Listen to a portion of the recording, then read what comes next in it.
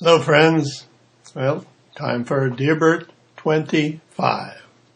The picture behind me is a photograph that I took in Dublin, Ireland, and I'm still working on the floor. Not quite finished, but some people will find it interesting. It's a market, obviously, an indoor market. Okay, some of the questions. Thank you, incidentally, for your response to the Valentine's Day video. I appreciate everything that everyone said. I wasn't thinking about getting Valentines, but I got quite a few of them. Thank you. Mary says, a great message. Have you any advice for the ones that don't have a significant other? Any techniques on how to attract the right person? Well, you're talking about relationships, so let me give you a general idea about how I feel about relationships. Let me define the word relationship. A relationship, very simply, pure and simple, is a filling of needs. When a person has a strong need and you fill that need, you're going to have a good relationship. So my advice to you is find someone who has needs that you can fill, that you're willing to fill, that you're happy to fill. And of course, you have needs also. It's a mutual filling of needs. The very best relationship, consider, is between an infant and a parent, infant and a mother or a father. And who has greater needs than an infant? An infant needs everything. Food, shelter, love, everything. Water, small things, well as large things. And all these needs are filled. And of course, the infant is filling needs in the parent as well. And so there's a marvelous relationship. The relationship changes somewhat when the needs change. When needs change, relationships change.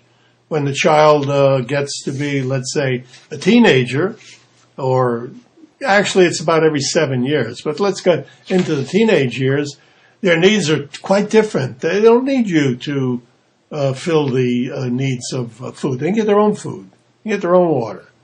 They still have shelter with you, but you reach a point where they don't need that anymore either. You continue to fill the old needs without realizing that the needs have changed, and the relationship between a parent and a child very often changes. So find out what your child needs. Find out what the one that you would like to get together with needs, and fill those needs. As simple as that. Simple and uncomplicated as that. Lucia says, hi, Burt. Love the positive energy. Quick question. Do you take vitamins? Sorry for those of you who are really into these things. No, I don't. I don't take vitamins. I don't take any of the standard things that some people do. The latest one, I think, is acai juice. I've never felt the need. Although at one time I was taking vitamins. I think vitamin C, I was taking 1,000. Or so. Oh, that's got to be 20 years ago, though. My diet is, I eat just about everything, but I eat in moderation. Very much so. I watch what I eat. I think about the calories. Everything has a price. I'm not talking about money. I'm talking about the caloric price. And I'm very much aware of that. Let's see. Janet F. says, Dear Burt, I have a question. If something really good is forecast to happen, do I really need a psychic to do something to make the forecasted good things happen? Apparently one was saying I need her help now. Jeanette, Canada. No. Yeah, psychic doesn't know any more than you do. We're all psychic. We're all psychic. Some people get paid for their psychic ability. Some people work at it. Some people like to impress. But you know something, we're always guessing. I should tell you, I don't know if I told this story before, but, I teach psychics. I've done psychic classes. And I was teaching a class of professional psychics, and 5 of us went out to lunch, went to a Chinese restaurant. And this was in Houston, Texas. The Wanda, you were there. Wanda, if you're watching this, Wanda Brary, Wanda Morris. At the time was a Silva instructor. And everyone was saying the technique that they used to gather their psychic ability. And one woman said, I use tea leaves. And there was a man there and he said, I read palms. And someone else said, I read tarot cards. And another one uses a catalyst or whatever. And then they turned to me and said, well, what do you use? You know, you're telling us all these different techniques, but you didn't tell us what you use. Well, we're at a Chinese restaurant. I'm just kidding around.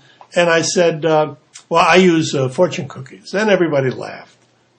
No, really. No, I said, really, fortune cookies. Well, how do you use them? I said, let me have a fortune cookie. So I take a fortune cookie and I put it on the table and I said, who wants me to read them? And some woman there said, read me. You don't know me. No, I don't. I don't even know your name. Okay, read me. My name is Florence. Okay, Florence. I take my hand and I go, smash! I smash the cookie. And I'm looking and I'm moving my finger on the cookie. And I said, well, I see you have 3 children and your husband left you and your oldest daughter is on drugs. And I'm just making up some stuff. It's just really bizarre because I'm expecting everybody to laugh. Nobody's laughing. Florence jumps up, starts crying, says, how could you? And she runs out. And Wanda says to me, Burt, what'd you do that for? And I said, do what? She says, everything you said was true. I says, I was just kidding. I was making it all up. You know, that's pretty much how psychic ability comes.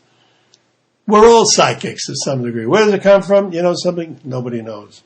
At one time, I worked with Uri Geller, who's known as the Prince of Psychics. Matter of fact, I think I tagged him with that name. He is a real psychic. But, you know, he doesn't know where it's coming from either. He's one of the few people that make money at it, though. He uses his psychic ability to find oil for people, and he gets paid for it. All right, let's leave that subject. Vivian Gunter says, good morning, Burt. Really appreciate that.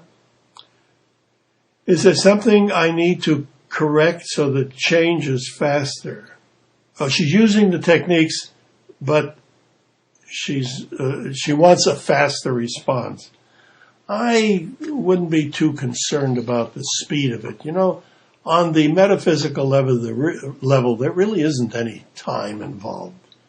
And time is very relative anyway. You know, and for some things, a week is a long time, and a month is a very short time. I'll give you one tip about time, however, to distort time. You already know this, but you probably don't know you know this. When you're comfortable, time goes by at a different rate than when you're uncomfortable. A good example of that is something that Einstein said, at least it's attributed to him. He said a minute is a very, very short time when a pretty girl is sitting on your lap. Speaking to men, of course. But a minute is a very, very long time when you're sitting on a hot stove. And it's true. When you're in a dentist's office getting a root canal, wow, time goes by very, very slowly, doesn't it? So the key to distorting time is to make yourself comfortable. When you're comfortable, time is distorted. But with respect to your question, don't be concerned about it. Just do it and let it go. Let it go. Don't keep at it. Once in a while, flash a visual image of what it is that you want. But don't be that concerned with the time. If it's going to happen, it will happen. Paulina says, hi, Burt. I'm from Brooklyn, New York. It's where I was born, Brooklyn, New York. Sheepshead Bay, for those of you who are interested. What steps do you take in order to energize your own finger for healing? Can it be taught to others? You also healed a woman, etc. Well, the questions will be on above this, so I'm not going to read it all. You energize any part of your body simply by thinking about it. If you want to energize your finger to heal, just think about your finger. That's it. How do you think about your finger? Close your eyes, think about your finger. That's it. Anytime you think about a part of your body, you're going to energize that part of your body. As an example, if you have a stomach ache and you want to control it, just think about your stomach. Don't think about the pain. Most people think about the pain instead of the organ or the part of the body. Don't think about the pain. Think about the part of the body, and you'll find the pain is diminished almost immediately. Well, everyone, friends, thank you all for listening, and I hope you've gotten something out of this, as you do from the response I get every week. Incidentally, I do read all the comments. Be sure to put where you're from. It's interesting to see that people are responding from all over the world. And we're out of time. Talk to you next week.